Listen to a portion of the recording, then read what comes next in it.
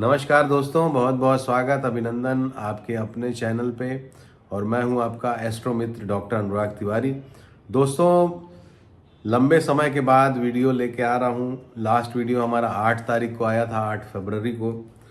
तो लगभग 3 हफ्ते का समय गुजर गया और व्यस्तता बहुत ज़्यादा थी। इसके अलावा मेरा स्वास्थ्य भी साथ नहीं दे रहा था, तो इस वजह से मैं वीडियो लेके नहीं आ पा रहा था।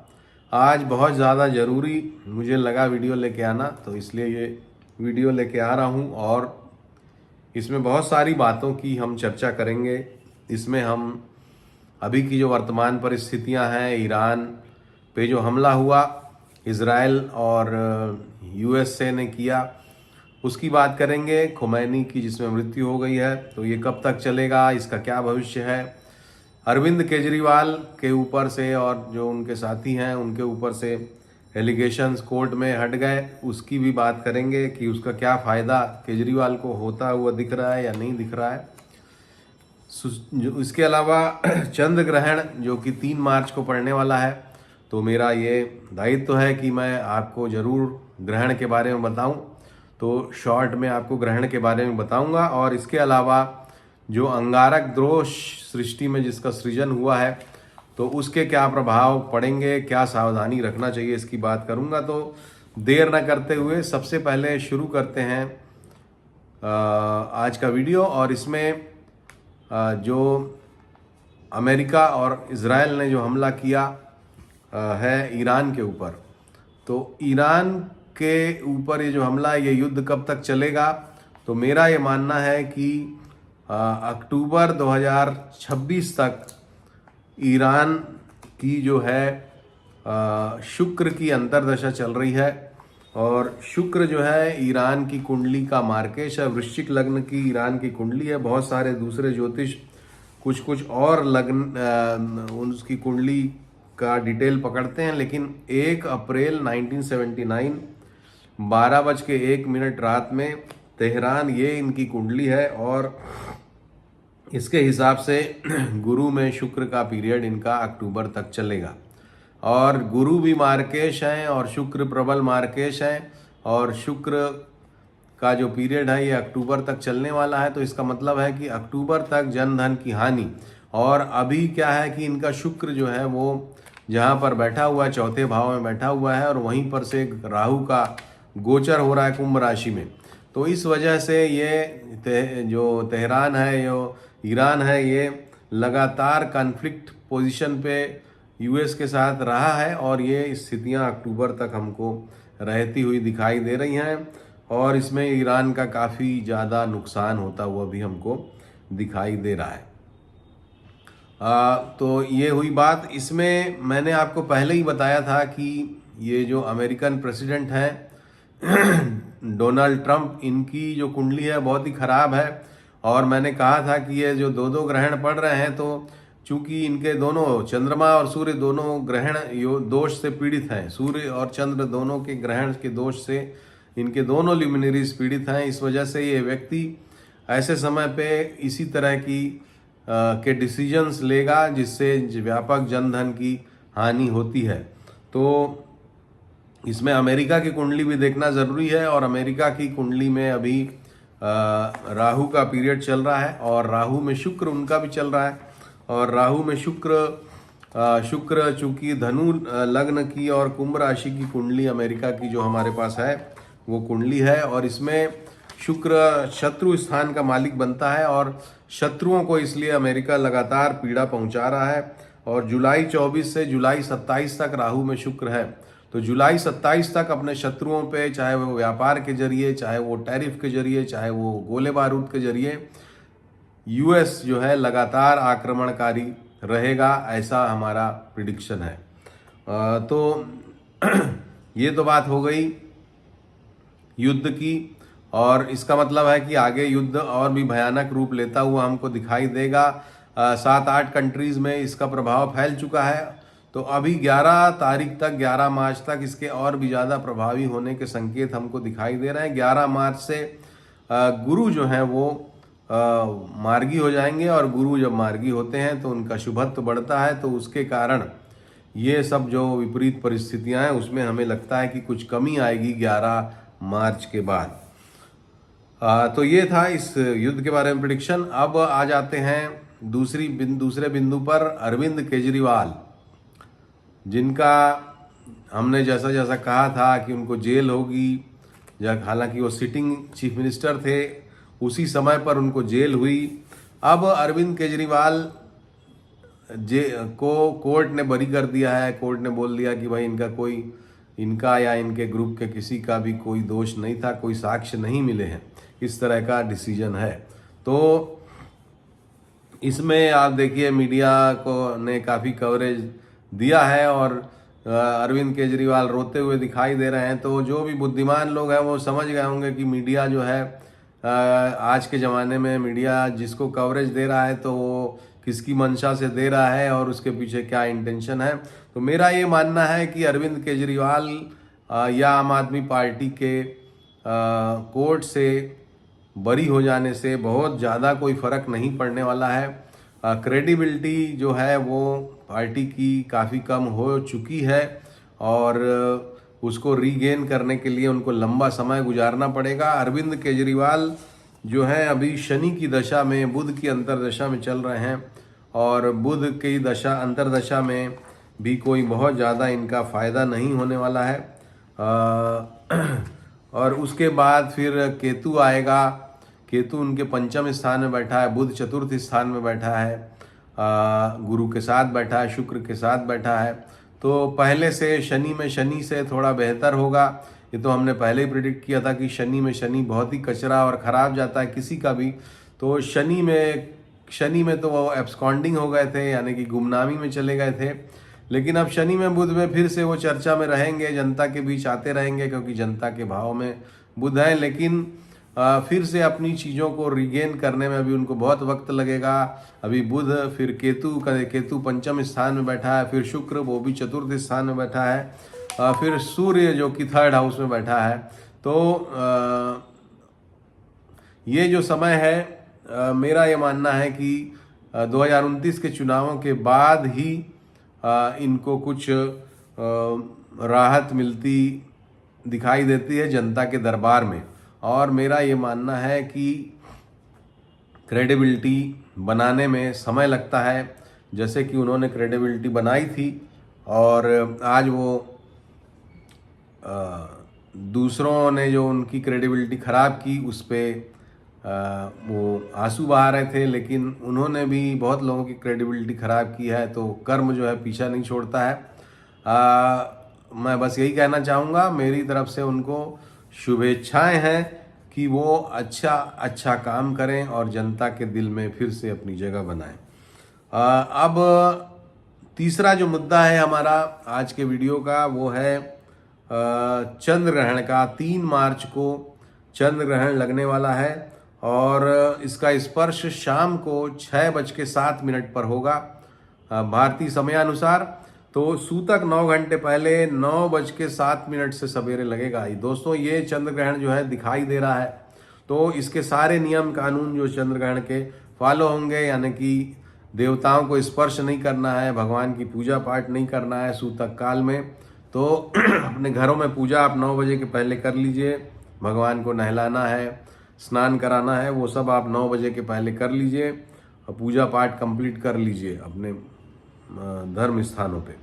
और इसका जो मोक्ष है वो शाम को 6:47 पर होगा। तो ग्रहण काल में, जैसा कि पहले भी कहा जाता है कि ग्रहण काल में मंत्र जाप ये सब करना चाहिए। जो आपके इष्ट देव हैं उनका मंत्र करिए। जो इस समय पर सूतक काल में विशेष रूप से ध्यान रखिए। और ग्रहण काल में तो कुछ खाना पीना भी नहीं चाहिए। बहुत ज़्यादा ज़रूरी हो, मेडिकेशन ज़रूरी हो या इस तरह का कोई हेल्थ रीज़न हो तो बात अलग है, या कोई भी ऐसी इमरजेंसी है तो बात अलग है, लेकिन अवॉइड करना चाहिए। और जो शुद्धिकरण के जो तरीके हैं, तुलसी पत्र को खाने पीने की चीज़ों में डाल दिया जाता है, जो खाने पीने की चीज़ें बचती हैं, जल में भी तुलसी दल को डाला जाता है। तो ये सारी चीज़ें आपको करना है। अब इसका असर क्या पड़ेगा, तो मेष के लिए ये, क्योंकि ये ग्रहण जो है वो कुंभ राशि, माफ़ कीजिएगा, सिंह राशि में लग रहा है। सिंह राशि में केतु बैठे हुए हैं, तो सिंह राशि में ये ग्रहण का क्या प्रभाव पड़ेगा, ये आपकी अलग अलग राशियों के लिए, और पूर्वा फाल्गुनी नक्षत्र में पड़ रहा है तो आपके लिए क्या इसका प्रभाव पड़ेगा ये मैं आपको बताता हूँ। मेष राशि के लिए चिंता है, वृषभ को कलह है, मिथुन को लाभ है, कर्क को हानि है और स्वास्थ्य का के लिए भी सावधानी रखें। सिंह के लिए घात है, सिंह को विशेष सावधानी। कन्या के लिए हानि है, तुला के लिए लाभ है, वृश्चिक के लिए यश है, धनु के लिए मान हानि है, मकर के लिए मृत्यु तुल्य कष्ट है, कुंभ के लिए स्त्री कष्ट है और मीन के लिए सुख है। तो ये है राशियों के हिसाब से, और ये राशि से ही आप देखिएगा, लग्न से इसका कोई रोल नहीं है लग्न का इसमें, ये राशि से ही हमने आपको फल बताया है। तो ये तीसरा मुद्दा हो गया कि सूतक जो है चंद्र ग्रहण का, जो कि 9:07 से 3 मार्च को लगेगा, और ग्रहण का मोक्ष जो है वो 6:47 से तक पे जाके शाम को होगा।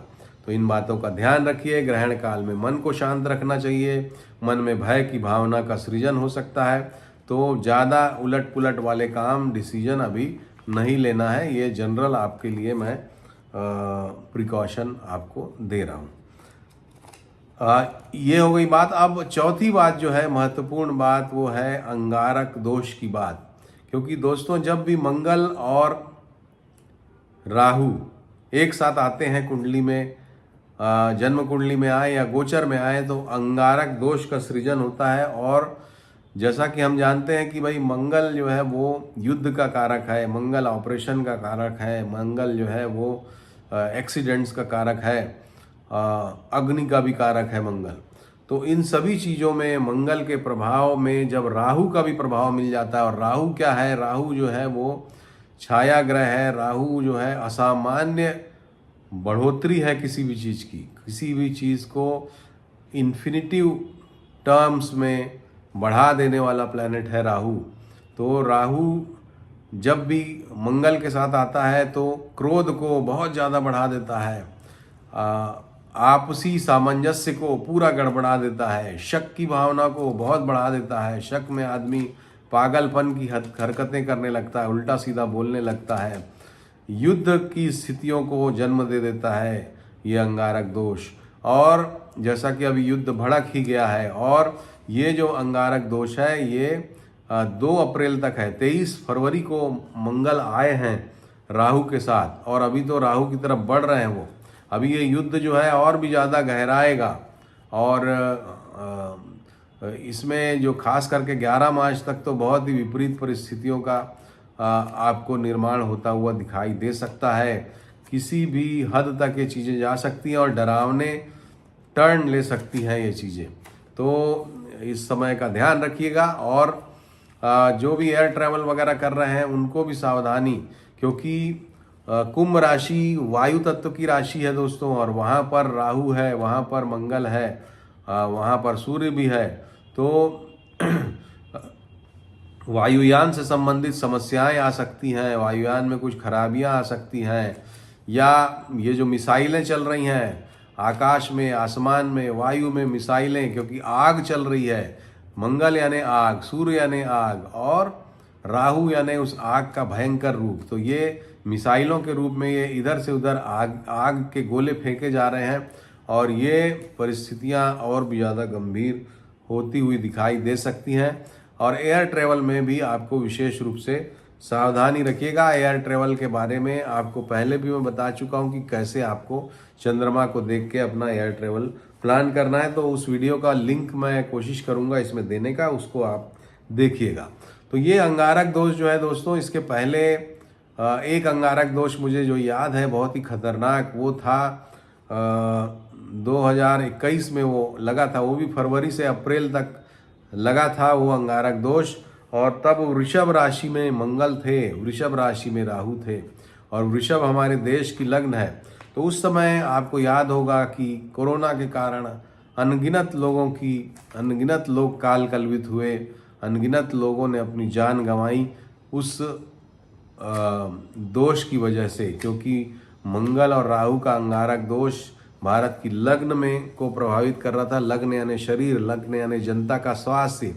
तो इसलिए बहुत ज़्यादा वो प्रभाव उसने डाला। भारत की कुंडली के सापेक्ष इस बार जो अंगारक दोष लग रहा है वो दशम भाव में लग रहा है दोस्तों। दशम भाव राजा का है, दशम भाव जो है सत्ता का है, शासन का है।